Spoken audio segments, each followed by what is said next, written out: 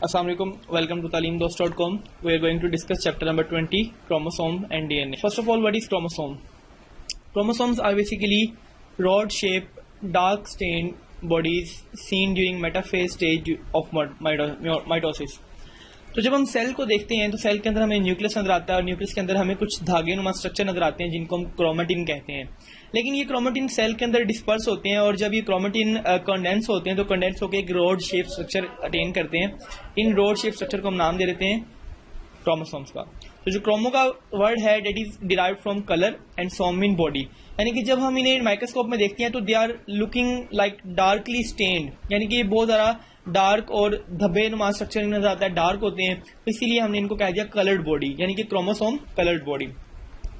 Chromosome को सबसे पहले डिस्कवर किया गया था जी वेल्दर फ्लेमिंग ने 1882 में इसको डिस्कवर किया था, जबकि ये सैलेमेंडर के लार्वे में सेल्स को डिवाइड होते हुए देख रहे थे। उन्होंने देखा कि जैसे ही सेल डिवाइड करता है तो सेल के अंदर कुछ मटेरियल्स हैं जो कि दो पार्ट्स में सेपरेट हो जाते हैं, आधे आधे हो जाते हैं। तो उन्होंने कहा कि ये क्रोमेटिन मटेरियल है जो कि डीएनए है और कैरी करता है इंफॉर्मेशन को, तो तभी से बुनियाद पड़ गई क्रोमोसोम की।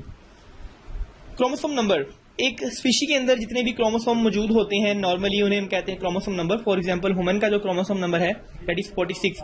तमाम इंसानों के अंदर 46 क्रोमोसोम मौजूद होंगे। मॉस्किटो में 6 होते हैं, पेनिसिलियम में 22 होते हैं, हनीबी में 32 होते हैं, माउस में 40, शुगर केन में 80, कॉर्न में 20 एंड फ्रॉग में 26। तो ये हर स्पीशी का अपना स्पेसिफिक क्रोमोसोम नंबर है। अगर हम बात करें स्ट्रक्चर की तो क्रोमोसोम के जो स्ट्रक्चर हैं उन्हें हम कहते हैं क्रोमोसोम के पास जो स्ट्रक्चर है वो आर्म लाइक स्ट्रक्चर है and these arm like structures are connected to a central part which is known as centrosome. तो सेंट्रोमेयर बेसिकली एक पॉइंट है सेंट्रल जहाँ पे तमाम आर्म्स कंबाइन होती हैं एंड काइनेटोकोर वो पॉइंट है सेंट्रोसोम का जहाँ पे काइनेटोकोर फाइबर अटैच होता है और इसको सेपरेट करता है। तो क्रोमोसोम आर्म को हम एक और नाम भी देते हैं क्रोमेटिड। एक क्रोमेटिड जो है वो दो क्रोमोसोम की आर्म्स पे मुश्तमिल है, इसको हम कह रहे हैं क्रोमेटिड्स। तो ये दोनों क्रोमेटिड्स सेंट्रोमेयर की पोजीशन पे एक दूसरे से अटैच है और इनका जो एंड है उस एंड को हम नाम दे देते हैं टीलोमेयर। टीलोमेयर क्रोमोसोम की इंटेग्रिटी को मेंटेन करने के लिए बड़ा इंपॉर्टेंट होता है। तो इसकी कौन कौन से स्ट्रक्चर्स हैं? फर्स्ट ऑफ ऑल सेंट्रोमेयर, हमने बात की कि क्रोमोसोम का वो सेंट्रल पॉइंट जहाँ पे डिफरेंट क्रोमेटिड्स अटैच होती हैं उसे हम कहते हैं सेंट्रोमेयर। इसे एक और नाम दिया जाता है प्राइमरी कंस्ट्रिक्शन या फिर काइनेटोकोर, ये इसके ये दूसरे नाम है। क्रोमेटिड्स ये सेंट्रोमेयर के साथ जो आर्म लाइक स्ट्रक्चर्स अटैच हैं जो कि लॉन्गिट्यूडल यूनिट्स हैं क्रोमोसोम के, उन्हें हम नाम देते हैं क्रोमेटिड्स का। क्रोमेटिड्स दो तरह के हो सकते हैं, सिस्टर क्रोमेटिड्स और non sister chromatids. Sister chromatids बिल्कुल एक जैसे होते हैं, दोनों सेम होते हैं, और नॉन सिस्टर क्रोमेटिड्स जो हैं they can be different shape और डिफरेंट शेप के हो सकते हैं। सेकेंडरी कंस्ट्रक्शन क्या होती है? कुछ क्रोमोसोम्स के अंदर सेकेंडरी कंस्ट्रक्शन देखने को मिलती है in addition to primary construction. For example हमारे पास एक सेंट्रोसोम है, इसके ऊपर एक क्रोमेटिड लगा हुआ है, लेकिन वो कहते हैं कि जी इसके ऊपर प्राइमरी कंस्ट्रक्शन के बावजूद एक सेकेंडरी कंस्ट्रक्शन भी यहाँ पे मौजूद है, इसको हम कहते हैं सेकेंडरी कंस्ट्रक्शन। तो कुछ क्रोमोसोम के पास प्राइमरी के साथ साथ सेकेंडरी कंस्ट्रक्शंस भी मौजूद होती हैं। The chromosomal region between telomere is called satellite और ट्रैपेंड।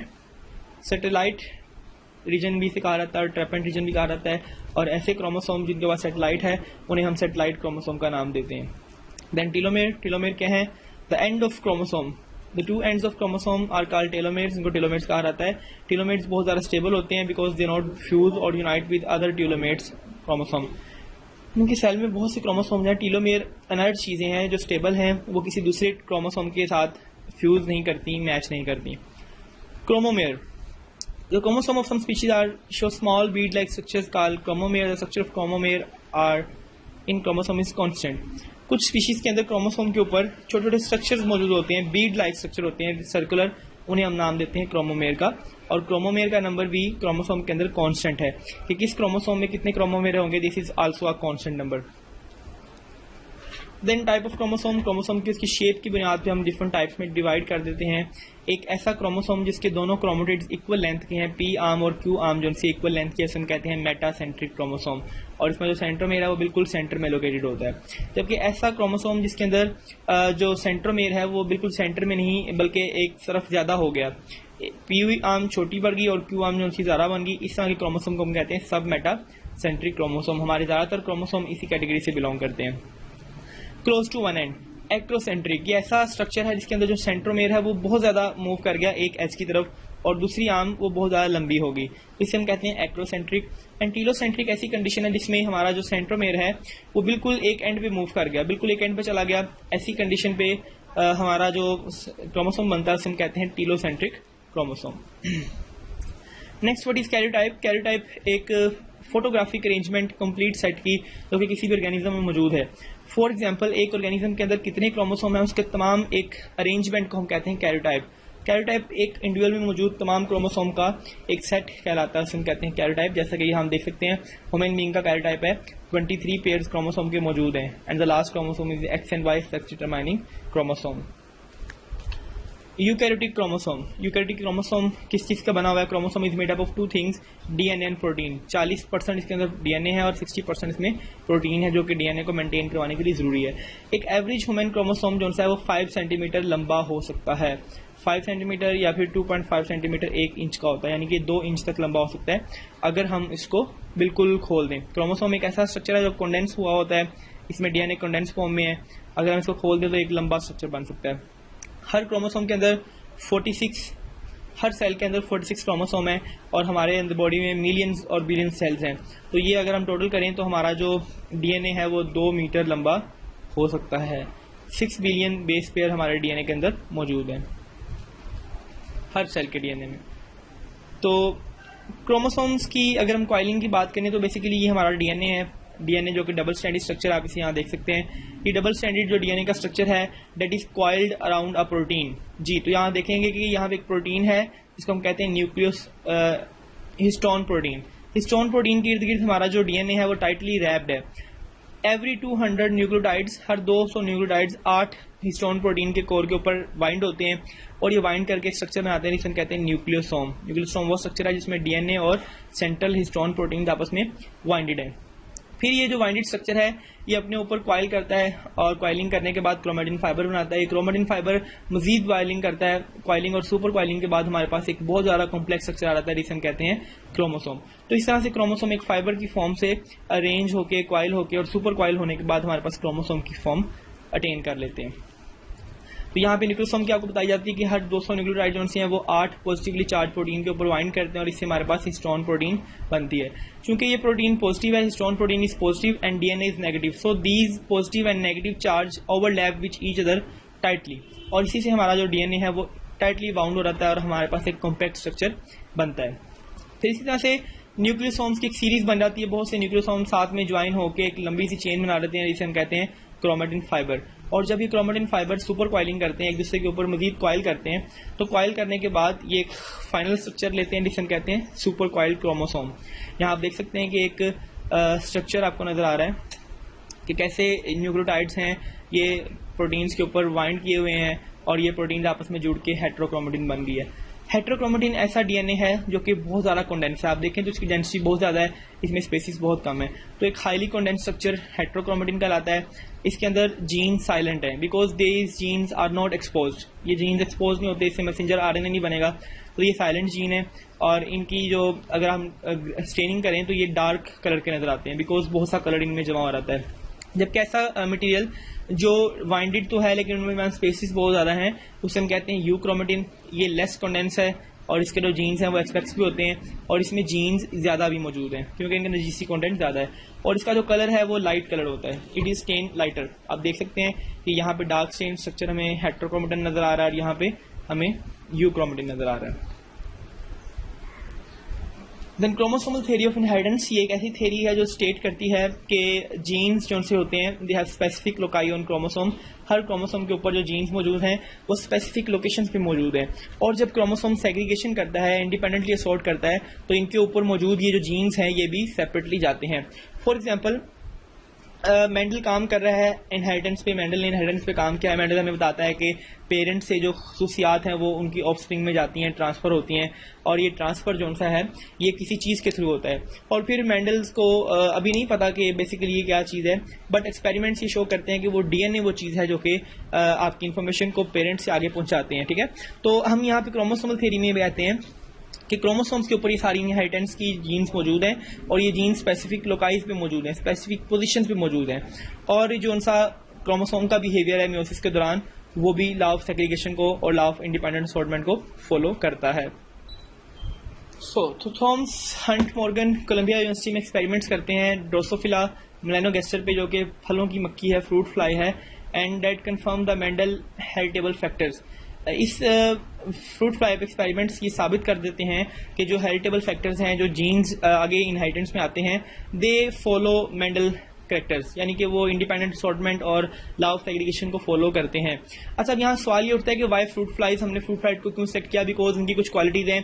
क्विक ब्रीडिंग, ये बहुत जल्दी ब्रीडिंग करती हैं और अगली जनरेशन देती हैं। सिर्फ 2 वीक के अंदर ये जो ब्रीड करती हैं और ब्रीड करने के बाद इनके बच्चे पैदा हो जाते हैं। प्रोड्यूस मैनी ऑफ स्प्रिंग, इनके जो एग्स हैं वो बहुत ज़्यादा तादाद में बनते हैं और बहुत ज़्यादा हंड्रेड्स तक ये एग्स ले कर सकती हैं। ओनली 4 पेयर ऑफ क्रोमोसोम, इनके पास जो क्रोमोसोम है वो बहुत ज़्यादा सिंपल है और बहुत कम है। 4 पेयर्स हैं जस्ट क्रोमोसोम के, 3 ऑटोसोम्स हैं जो बॉडी के फंक्शन को कंट्रोल करते हैं, एंड 1 पेयर जो है वो सेक्स क्रोमोसोम है जो कि जेंडर डिस्क्राइब करता है फ्लाइज का। मॉर्गन ने बेसिकली क्या एक्सपेरिमेंट किया, ही नोटेड वाइल्ड टाइप और नॉर्मल फिनोटाइप्स। उन्होंने वाइल्ड टाइप की या जो नेचुरल पॉपुलेशन में पाई जाती है वो फिनोटाइप इन्होंने सेलेक्ट की और उनको अल्टरनेटिव म्यूटेंट फिनोटाइप से क्रॉस करवाया। फॉर एग्जाम्पल, नॉर्मली जो फ्लाइज पाई जाती हैं वो रेड आई थी। मेंडल ने देखा कि कुछ वाइट आइड फ्लाइज भी पाई जाती हैं, तो उन्होंने इस नॉर्मल वाले वाइल्ड स्ट्रेन को एक म्यूटेंट स्ट्रेन के साथ क्रॉस करवाया और उसके रिजल्ट्स पे इंटरप्रेशन की। तो कहते हैं जी वाइल्ड टाइप जो उनकी है वो नॉर्मल है, उसकी आइज होती हैं रेड और उसको हम सिंबल देते हैं W पॉजिटिव का, जबकि म्यूटेंट जो उनकी है उसकी आइज होती हैं वाइट और ये इसमें एक म्यूटेशन की वजह से वाइट आइज होती हैं और इसको हम सिंबल दे देते हैं W का। तो जीन सिंबल जो उनसे है वो पहली दफ़ा म्यूटेंट से डिस्कवर किया गया था। यहाँ हम देख सकते हैं कि ये एक रेड आइड फ्लाई आपको दिखाई जा रही है और ये एक वाइट आइड दिखाई जा रही है। इनकी रेड आइज और वाइट आइज में क्या फ़र्क है? ये एक पिगमेंट की वजह से है, इनमें वो पिगमेंट पाया जाता है और इनमें वो पिगमेंट पाया नहीं जाता।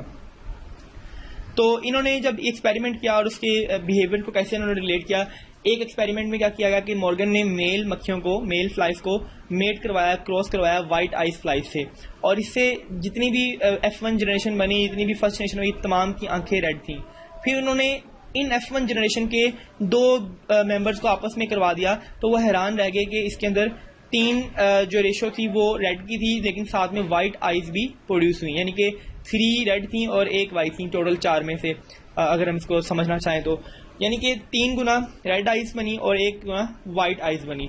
तो उन्होंने दे वर सरप्राइज कि हमारे पास तो सारी जो सी थी वो रेड आइज की बनी थी, रेड आइज को ट्रीट करवाया गया तो उसमें से आगे रेड और वाइट दोनों बन गई।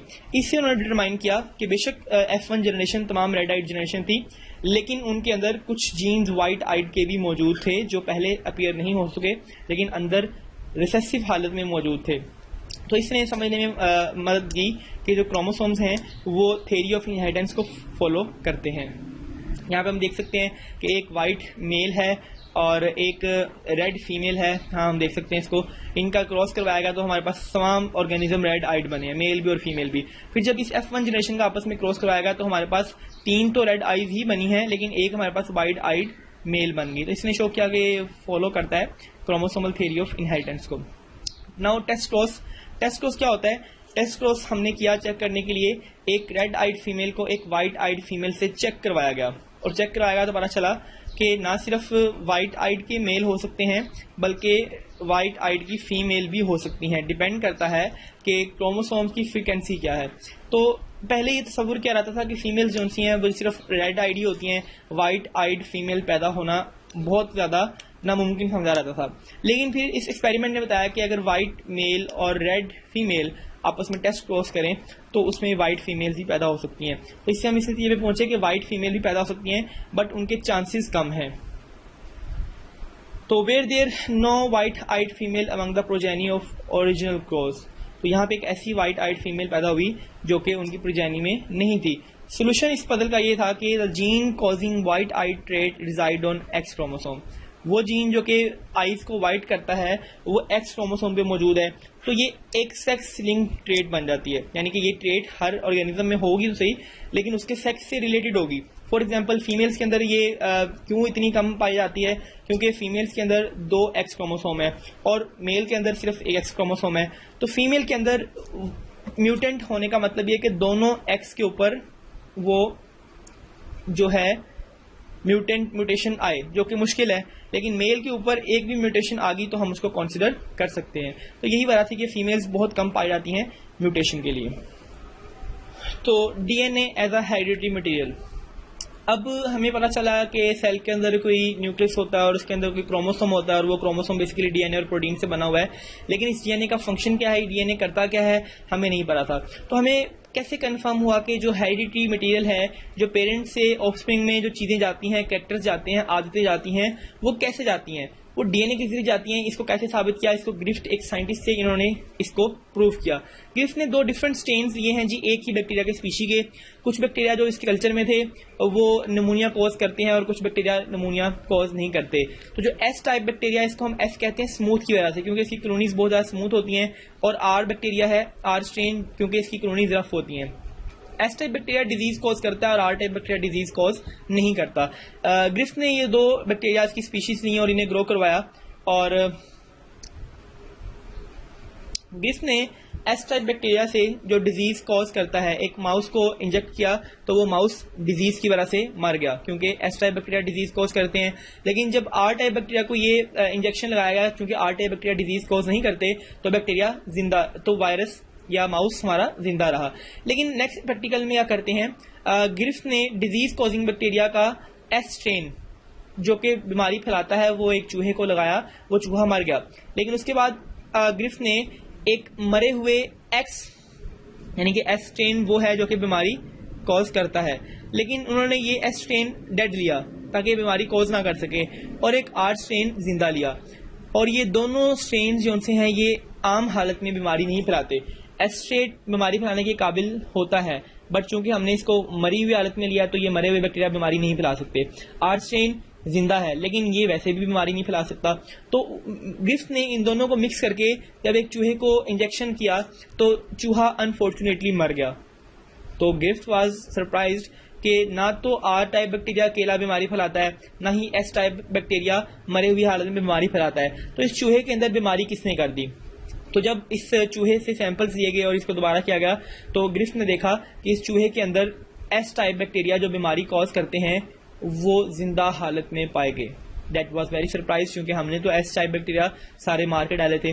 अब ग्रिफ्ट ने सोचा कि हो सकता है कि कुछ एस टाइप बैक्टीरिया दोबारा से जिंदा हो गए हों, लेकिन दैट इज नॉट पॉसिबल। तो फिर ग्रिफ्ट ने एक हाइपोथेसिस दी कि हो सकता है कि ये एस टाइप बैक्टीरिया जो उनसे थे वो अपनी डीएनए की ट्रांसफॉर्मेशन कर बैठे into the R type bacteria, और अब इन आर टाइप बैक्टीरिया के अंदर भी एस से आने वाला जो जीनोम है उसने इनके अंदर भी वही एस वाली प्रॉपर्टीज डाल दी, बीमारी कॉज करने वाली और स्मूथ कॉलोनीज वाली। तो अब ये जो आर टाइप बैक्टीरिया थे they are transferred into S type bacteria. ठीक है, तो ये हाइपोथेसिस की कामयाब होगी। इसका मतलब ये है कि जो बैक्टीरिया एस टाइप थे, मरे हुए थे, उन मरे हुए बैक्टीरिया से कुछ डीएनए, कुछ जीनोम चला गया आर टाइप बैक्टीरिया की बॉडी के अंदर, और वो आर टाइप भी एस टाइप में कन्वर्ट हो गए। पहले वो बीमारी नहीं फैलाते थे, लेकिन अब वो एस टाइप बैक्टीरिया भी बीमारी फैलाना शुरू कर दिया। तो ग्रिफ्ट ने इस प्रोसेस को कहा ट्रांसफॉर्मेशन। ये एक ऐसा प्रोसेस है जिसके जरिए एक सेल से या एक ऑर्गेनिज्म से डीएनए किसी दूसरे ऑर्गेनिज्म के अंदर ट्रांसफर कर दिया है। This process is known as transformation. तो ग्रिफ्ट ने इस चीज से कंफर्म किया कि वाकई एक बैक्टीरिया से कोई चीज दूसरे बैक्टीरिया में जा सकती है। देयर इज समथिंग जो कि डिजीज की या कैरेक्टरिस्टिक्स के ट्रांसफर का सबब बनती है। तो इस चीज को हमने नाम दे दिया ट्रांसफॉर्मेशन का।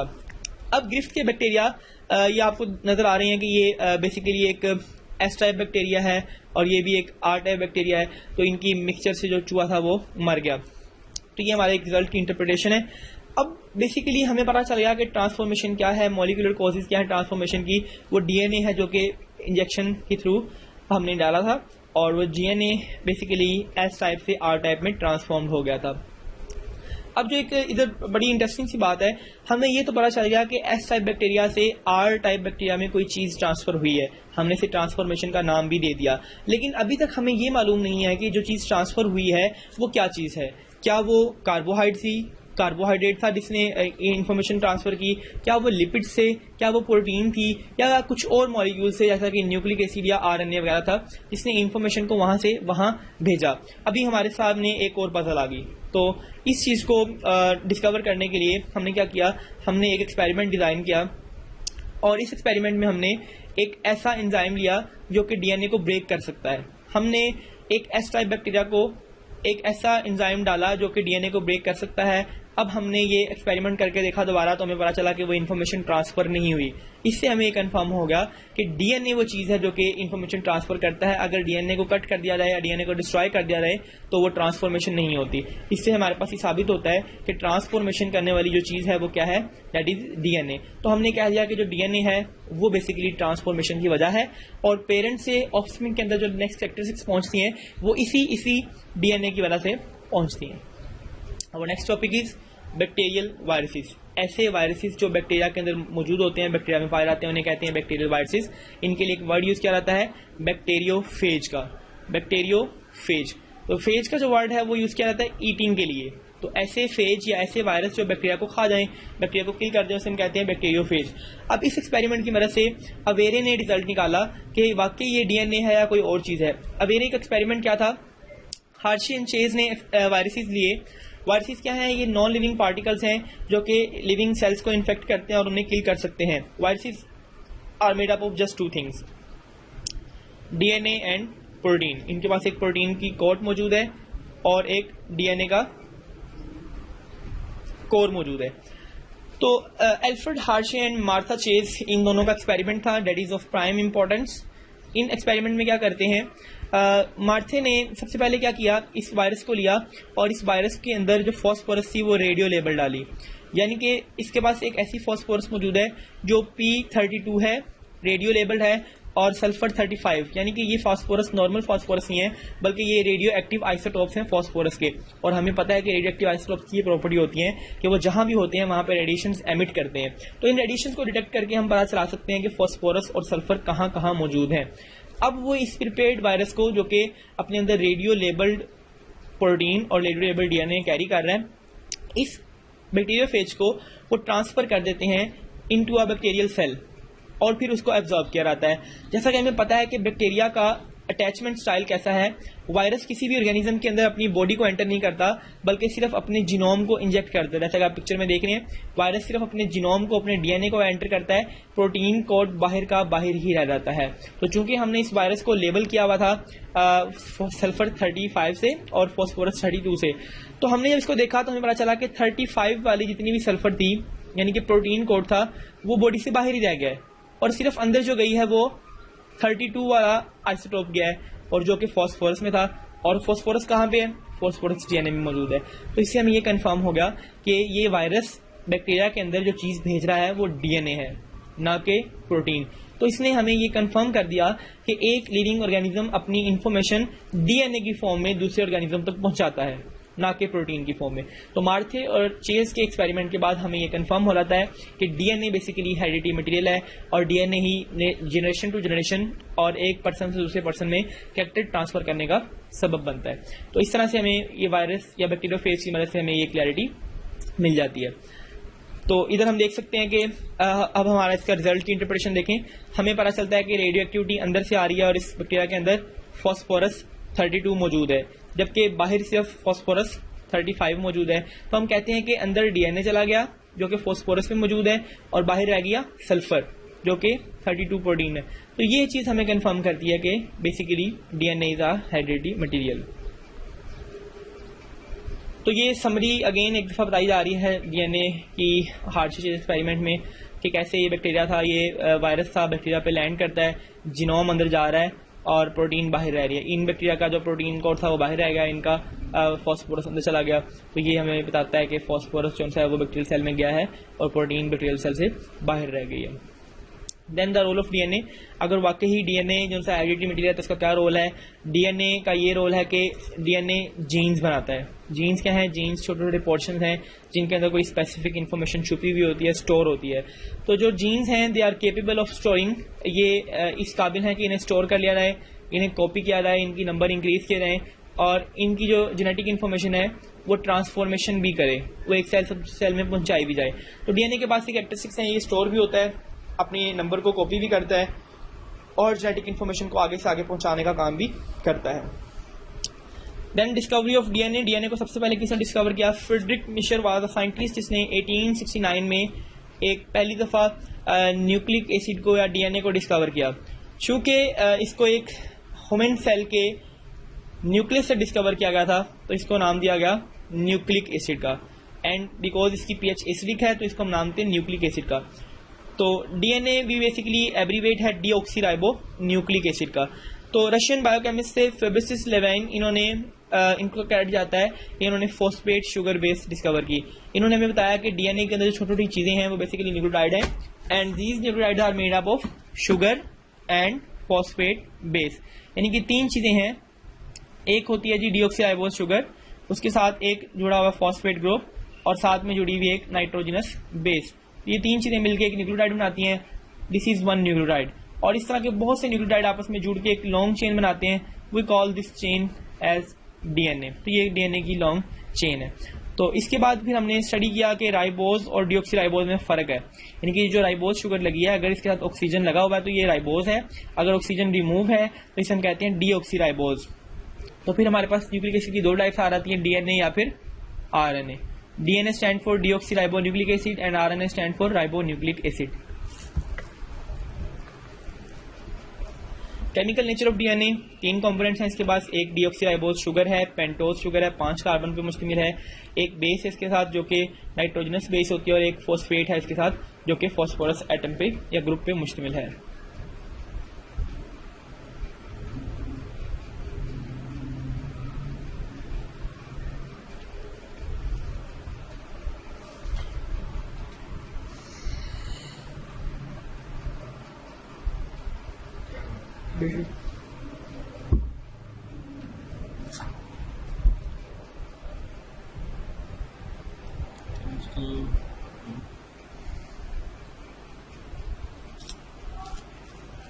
तो हम जैसा कि बात कर रहे हैं कि जो हमारे पास एक न्यूक्लियोटाइड है वो तीन चीजों का बना हुआ है, जिसमें क्या है, बोथ शुगर है, एक फॉस्फेट ग्रुप है और एक बेस है। तो जो बेसिस हमारे पास यूज हो रही है नाइट्रोजनस बेसिस, इनको हमने डिवाइड कर दिया है कुछ कैटेगरीज में, कुछ ग्रुप्स में डिवाइड कर दिया है। दो ग्रुप्स हमारे पास, एक ग्रुप है जी पायरिमिडीन्स और दूसरा ग्रुप है प्यूरिन्स। पायरिमिडीन्स जो सी हैं वो लार्ज रिंग बेसिस हैं, जैसा कि उनके पास 6 मेंबर रिंग है। थायमीन और साइटोसिन जो सी हैं वो इस कैटेगरी में आती हैं, पायरिमिडीन की कैटेगरी में आती हैं। और जबकि प्यूरिन जो सी है वो एक 6 मेंबर रिंग जुड़ा हुआ है एक 5 मेंबर रिंग के साथ। तो इससे जो बेसिस बनती है उन्हें हम कहते हैं एडेनिन और गवानीन। यानी कि एडेनिन और गवानीन प्यूरिन्स हैं, they are large ring bases, और पायरिमिडीन जो सी है वो स्मॉल रिंग बेसिस हैं, थायमीन और साइटोसिन। स्मॉल इसलिए कहते हैं बिकॉज इसके अंदर सिर्फ एक रिंग इन्वॉल्व है, और इसे लार्ज इसलिए कहते हैं बिकॉज इसमें 2 डिफरेंट रिंग्स इन्वॉल्व हैं। The rings are not only made up of carbon, specific formulas and structures are required for IV. तो ये ना सिर्फ कार्बन के बने होते हैं बल्कि इसके अंदर और भी बहुत सी चीजें जैसे कि हाइड्रोजन और डिफरेंट एटम्स वगैरह अटैच होते हैं। तो ये जी हमारे पास एक न्यूक्लियोटाइड का स्ट्रक्चर। न्यूक्लियोटाइड जो है वो एक पेंटोज शुगर, एक फॉस्फेट ग्रुप और 4 में से कोई भी एक, 1 ऑफ द 4 बेसिस, इन 3 चीजों से मिलकर एक न्यूक्लियोटाइड बनता है। और जब ये न्यूक्लियोटाइड आपस में जुड़ते हैं, जुड़ के एक लंबी सी चेन बन जाती है, इसे हम कहते हैं कि ये डीएनए बन गया। अब न्यूक्लियोटाइड कैसे जुड़ते हैं आपस में? These nucleotide bound with a bond which is known as phosphodiester bond. यानी कि एक फॉस्फेट ग्रुप का कार्बन के साथ बॉन्ड बनाना जिसमें डाई एस्टर, 2 एस्टर लिंकेजेस बनते हैं, इसे हम कहते हैं फॉस्फोडाइएस्टर लिंकेज। अब यहाँ पे हमारे पास 4 डिफरेंट न्यूक्लियोटाइड्स के सब यूनिट्स आपको दिखाए जा रहे हैं कि ये नाइट्रोजनस बेस है एडेनिन, अगर एडेनिन लगेगा तो न्यूक्लियोटाइड ये हो जाएगा। अब आप इसमें देख सकते हैं कि बाकी तमाम चीजें कांस्टेंट है, हम सिर्फ एक बेस चेंज कर रहे हैं। एडेनिन की जगह यहाँ पे थायमीन आ गया तो ये डिफरेंट न्यूक्लियोटाइड हो गया, थायमीन की जगह यहाँ पे गवानीन आ गई तो डिफरेंट हो गया, साइटोसिन आ गया तो ये डिफरेंट होगा। तो इस तरह से हमारे पास सिर्फ एक एक बेस बदलने से पूरा का पूरा न्यूक्लियोटाइड चेंज होता जाता है। तो ये जो न्यूक्लियोटाइड हैं ये 2 डिफरेंट स्टैंड्स के बने हुए हैं और ये दोनों स्टैंड्स आपस में हाइड्रोजन बॉन्डिंग से जुड़े हुए हैं। आप देख सकते हैं यहाँ पे एक स्टैंड ये है और दूसरा स्टैंड ये है। इनके दरमियान जो नाइट्रोजनस बेसिस हैं they are attach with each other with the hydrogen bonding. तो इनके दरमियान हाइड्रोजन बॉन्डिंग है। हमेशा जो एडेनिन है वो थायमीन के साथ पेयर अप करेगा, यानी कि आप देख सकते हैं कि जो एडेनिन है वो थायमीन के साथ जुड़ा हुआ है, थायमीन एडेनिन के साथ जुड़ा हुआ है। और हमेशा साइटोसिन ग्वानिन के साथ जुड़ेगा, हम यहाँ देख सकते हैं ग्वानिन साइटोसिन के साथ जुड़ा हुआ है। कभी भी एडेनिन किसी और के साथ नहीं जुड़ेगा, हमेशा थायमीन के साथ जुड़ेगा और ग्वानिन हमेशा साइटोसिन से जुड़ेगा। अब यहाँ हम देख रहे हैं कि एडेनिन के दरमियान हमने 2 बॉन्ड्स बनाई हैं और इसके दरमियान हमने 3 बॉन्ड्स बनाई हैं, बिकॉज एडेनिन और थायमीन 2 बॉन्ड से जुड़ते हैं, डबल हाइड्रोजन बॉन्डिंग, और गवानीन और साइटोसिन ट्रिपल हाइड्रोजन बॉन्डिंग से बाइंड करते हैं। तो ये हमारे पास कुछ फैक्ट्स हैं, कुछ रूल्स हैं जो हमें पता होने चाहिए। Adenine always pair with thymine, form 2 hydrogen bond and form 3 hydrogen bond, जिसका हमने भी जिक्र किया, आपको नजर आ रहा है यहाँ पे कि गवानीन और साइटोसिन 3 बॉन्ड से जुड़ रहे हैं और एडेनिन और थायमिन जस्ट 2 बॉन्ड से बॉन्ड बना रहे हैं। तो ये अगेन वही बात है कि adenine thymine guanine cytosine double bond है ये, और ये ट्रिपल बॉन्ड आपको नजर आ रहा है। तो ये इस तरह से हमारे पास ये स्कीम बनती है।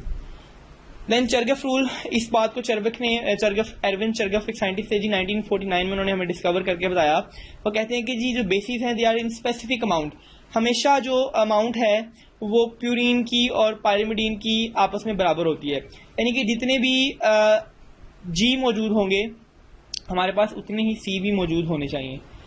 जितने हमारे पास एडेनिन और गवानीन का एडिशन है यानी कि ए प्लस जी, उतने ही हमारे पास टी प्लस सी होंगे। अगर हम इसको एक और सेंस में लिखें तो हम कह सकते हैं कि जितने हमारे पास ए होते हैं उतने टी होते हैं, जितने हमारे पास सी होते हैं उतने ही हमारे पास जी होते हैं।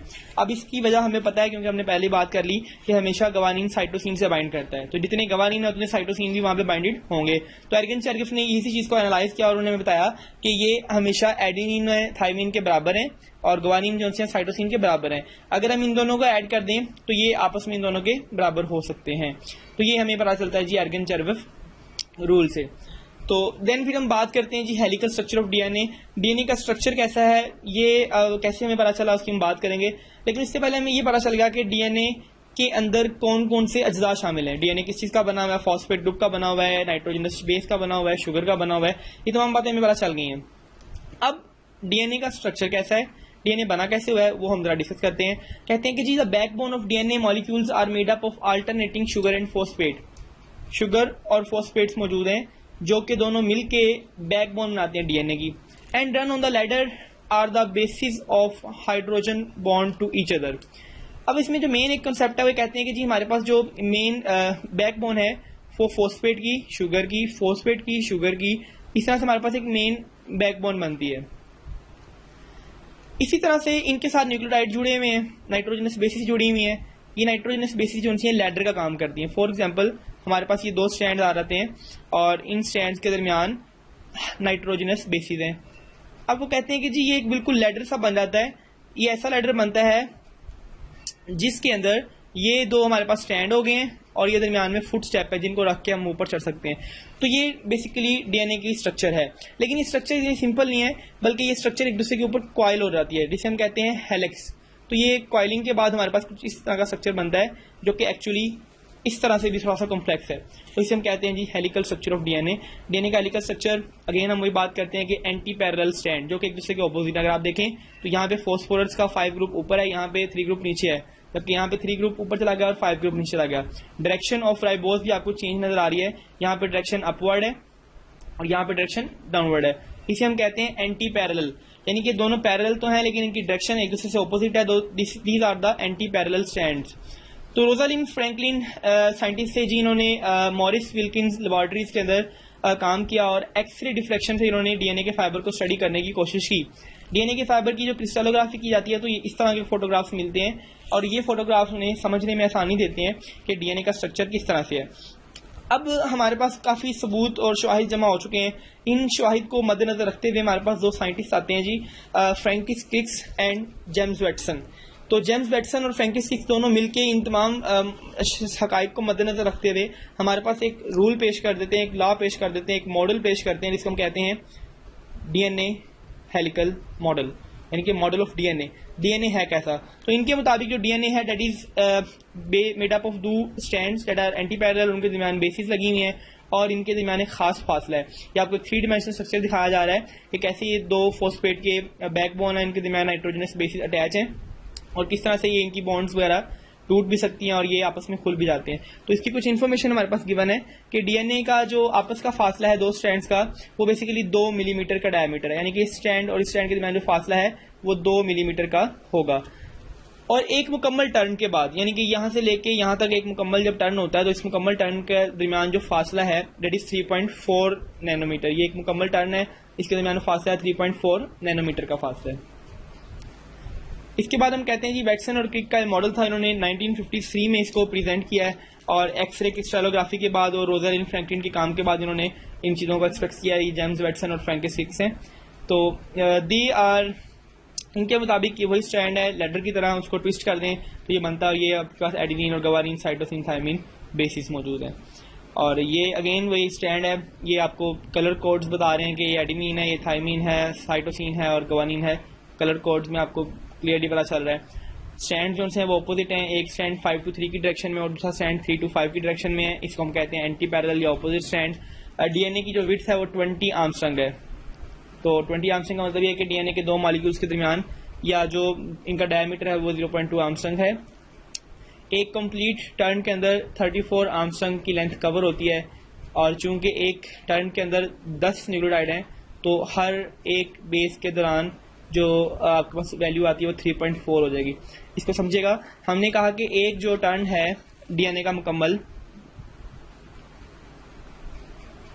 उसके अंदर 10 बेसिस आती हैं, 1 2 3 4 5 6 7 8 9 10। तो इस पूरे का जो फासला है वो कितना है, 34 आर्मस्ट्रंग। अब चूंकि इसमें 10 बेसिस हैं, इसको 10 पे डिवाइड कर दें तो हर बेस का आपस में फासला कितना हो जाएगा, दैट विल बी 3.4 आर्मस्ट्रंग। तो ये हमारे पास इसका आंसर आ जाता है। तो इस तरह से आपकी इन्फॉर्मेशन दी गई है। वेटसन और क्रिक का मॉडल जो है वो बी फॉर्म डीएनए है। The chain in the B form are in the right handed orientation. अब लेफ्ट हैंडेड होगा या राइट हैंड होगा, लेकिन वेटसन और क्रिक जो प्रेजेंट करते हैं वो करते हैं जी राइट हैंडेड ओरिएंटेशन। तो राइट हैंडेड हेलिक्स हमें दिखाया जा रहा है जो कि 0.03 न्यूक्लियोटाइड हर एक के दरमियान फासला है।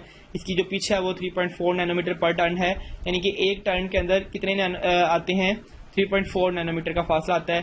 10.4 न्यूक्लियोटाइड पर टर्न है, एक टर्न के अंदर 10 न्यूक्लियोटाइड हैं। दो इसके ग्रुप्स हैं, अगर आप गौर से देखें तो एक ग्रुप थोड़ा सा लार्ज होता है और एक ग्रुप थोड़ा सा कम होता है। इसे हम कहते हैं माइनर ग्रुप, छोटे को और बड़े को कहते हैं मेजर ग्रुप।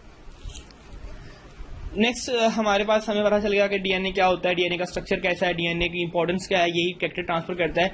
अब हमारी अगली जो बात है वो है जी semi conservative model of DNA replication.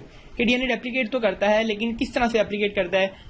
अब हमें पता है कि डीएनए सेमी कंजर्वेटिव मॉडल से रेप्लिकेट करता है, लेकिन ये कैसे प्रूव हुआ, इसके लिए बाकायदा एक्सपेरिमेंट्स किए गए, वो हम डिटेल में देखेंगे। लेकिन पहले ये समझिएगा कि सेमी कंजर्वेटिव मॉडल क्या होता है। हमारे पास एक डीएनए का स्टैंड है, ये डीएनए का स्टैंड खुलता है और इससे दो स्टैंड्स बनते हैं, एक आप इस कलर में देख रहे हैं और एक आप यहाँ देख रहे हैं। इन पुराने डार्क स्टैंड्स के साथ नया स्टैंड बनता है, इसे हम कहते हैं सेमी कंजर्वेटिव मॉडल।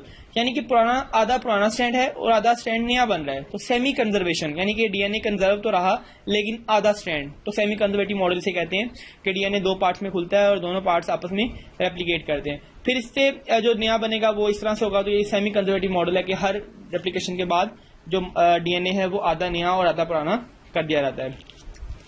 तो ये हमारे पास एक सेमी कंजर्वेटिव मॉडल है जिसको हमने अभी डिस्कस किया।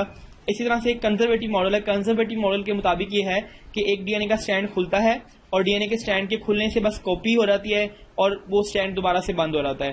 फिर ये स्टैंड खुलता है, इसकी कॉपी हो जाती है और वो स्टैंड दोबारा से बंद हो जाता है। This model is known as conservative model, यानी कि जो डीएनए का ओरिजिनल टेम्पलेट है वो महफूज रहेगा, वो कंजर्व रहेगा। बट ऐसा नहीं होता। मेडेल्सन और साहल जो उनसे हम एक्सपेरिमेंट करते हैं और एक्सपेरिमेंट करके बताते हैं कि इन दोनों मॉडल में से डीएनए का रेप्लिकेशन का कौन सा मॉडल ट्रू है। एक्सपेरिमेंट के लिए वो इस्तेमाल करते हैं स्पेशली डिजाइंड नाइट्रोजिनस बेसिस। ये ऐसी बेसिस हैं जिनको हमने ई कोलाई में ग्रो करवाया। ई कोलाई को हमने स्पेशल बेसिस पे ग्रो करवाया जिसके अंदर नाइट्रोजन का हैवी आइसोटोप है। नॉर्मली नाइट्रोजन जो सी है वो नाइट्रोजन 14 होती है, लेकिन हमने यहाँ नाइट्रोजन ग्रो करवाई है 15 जो कि हैवी आइसोटोप है, ताकि हम इसे डिटेक्ट कर सकें। अब चूंकि बैक्टीरिया इस मीडियम में ग्रो किए हैं, इनके पास जितनी भी नाइट्रोजन मौजूद है, बेस मौजूद है, वो सारी की सारी हैवी है। तो इनके डीएनए के अंदर भी हैवी बेसिस शामिल हैं, यानी कि इन तमाम बैक्टीरिया के डीएनए के अंदर नाइट्रोजन 15 मौजूद है। अब हम इन बैक्टीरिया को ट्रांसफर करेंगे नॉर्मल नाइट्रोजन के मीडियम में, जहां पे इन्हें रेप्लिकेट करने के लिए, डिवाइड करने के लिए नॉर्मल नाइट्रोजन मिले। अब इस तरह से होगा कि अब जो बैक्टीरिया डिवाइड करेंगे उनके पास कैसा डीएनए आना चाहिए, क्योंकि पहले उनके पास 15 था, तो अब हम देखते हैं कि उनके पास आधा 15 है और आधा नहीं आ गया। तो ये वाला जो एक्सपेरिमेंट है ये हमें बताता है कि चूंकि आधा डीएनए 15 वाला है और आधा 14 है, इसका मतलब है कि पूरा डीएनए कंजर्व नहीं रहता, बल्कि आधा डीएनए 15 का और आधा डीएनए नया है। इससे हमें पता चलता है कि कैसे हमारा जो सेमी कंजर्वेटिव मॉडल है वो ट्रू है। अब इसको डिटेक्ट कैसे करते हैं कि हम इसको बैक्टीरिया को ग्रो करवाते हैं, बैक्टीरिया का डीएनए सेपरेट करने के बाद इसे सेंट्रीफ्यूज किया जाता है। अब सेंट्रीफ्यूज करने के बाद हमारे पास डिफरेंट लेवल्स पे बैंड आते हैं। फॉर एग्जांपल कंजर्वेटिव मॉडल के मुताबिक जो बैंड थे वो सेपरेट होने चाहिए थे, 14 का अलहदा और 15 का अलहदा। सेमी कंजर्वेटिव के सेंटर में आने चाहिए थे। डिस्पर्सिव मॉडल भी एक है जिसके भी सेंटर में ही आए हैं। तो इन रिजल्ट से हमें पता चलता है कि जो मॉडल था that was the model basically belonging to nitrogen 14। अब यहाँ पे हमारे पास एक मुकम्मल समरी है कि हमने पहले जो बैक्टीरिया लिए थे वो नाइट्रोजन 15 पे ग्रो किए हुए थे, बाद के जो बैक्टीरिया हैं वो नाइट्रोजन 14 पे ग्रो किए हैं। यानी कि पहले जो पूरा डीएनए था वो 15 पे था, अब उसकी एप्लीकेशन हुई है तो वो 15 और 14 दोनों सेपरेट हैं। ये कंजर्वेटिव मॉडल है, लेकिन हमारे पास जो रिजल्ट आया वो ये प्रूव नहीं करता, तो दैट वाज नॉट प्रूव्ड। लेकिन दूसरा मॉडल जो हमें ये बताता है कि सेमी कंजर्वेटिव मॉडल है, उसमें हमारे पास ये होता है कि हमारे पास एग्जैक्टली दो तरह के बैंड आते हैं और ये दो तरह के बैंड जब नेक्स्ट डिवीजन करते हैं तो हमारे पास फिर डिफरेंट तरह के बैंड आते हैं। तो ये हमें बताता है कि वाकई हमारा जो मॉडल है that is semi conservative model. अब इसमें जो मेन कॉन्सेप्ट की बात है वो ये है कि एक स्टैंड पुराना और एक स्टैंड नया, ये दोनों मिलके हमारे पास एक ऐसा मॉडल बनाएंगे जो कि बड़ा एक्सीलेंट मॉडल होगा, और इनकी ओवरलैपिंग से हमारे पास एक न्यू हाइब्रिड डीएनए बनेगा जिसके अंदर एक स्टैंड पुराना है, पुरानी नाइट्रोजन का बना हुआ है, और एक स्टैंड नई नाइट्रोजन का बना हुआ है। तीसरा मॉडल है डिस्पर्सिव मॉडल। इसके मुताबिक ये जो डीएनए है इसकी जो फ्रेगमेंट्स हैं ये सेपरेट हो जाती हैं और सेपरेट होने के बाद दोबारा जुड़ती हैं। कहीं डीएनए पुराना है, कहीं डीएनए नया है, लेकिन ऐसा हरगिज नहीं होता, तो ये मॉडल भी रिजेक्ट हो जाता है। तो जो फाइनल मॉडल जिसको हमारा रिजल्ट प्रूव करता है that is semi conservative model, और आज हम बड़े वसूख से कह सकते हैं कि जो डीएनए का रेप्लिकेशन मॉडल है वो सेमी कंजर्वेटिव मॉडल ही है। तो ये आपको एक्सपेरिमेंट का एक ओवरव्यू दिया जा रहा है, कैसे हमने नाइट्रोजन 15 के बैक्टीरिया को ग्रो करवाया, फिर उन बैक्टीरिया को हमने नाइट्रोजन 14 पे कन्वर्ट किया, और फिर उनके हमने डीएनए निकाल के उनको ऑब्जर्व किया। जब फर्स्ट ग्रुप था कंट्रोल ग्रुप, उसका डीएनए बिल्कुल ऊपर आ गया, जिसका पूरा डीएनए लेबल था वो नीचे आ गया, और ये हमारे रिजल्ट्स हैं पॉजिटिव और नेगेटिव। तो इससे हमें कंफर्म होता है कि हमारे जो डीएनए है वो पुराने स्टैंड है और नया स्टैंड है, यानी कि जो मॉडल है वो सेमी कंजर्वेटिव मॉडल है। That's for all. अभी इसके लिए आपने कुछ कॉन्सेप्ट्स गेन किए हैं, डीएनए क्या होता है और ये क्या है। For checking of your knowledge, अपनी प्रैक्टिस के लिए आपने लेफ्ट साइड पे मौजूद जो एमसीक्यूज हैं उन्हें लाजमी सोल्व करना है ताकि आपकी मैक्सिमम प्रैक्टिस हो सके।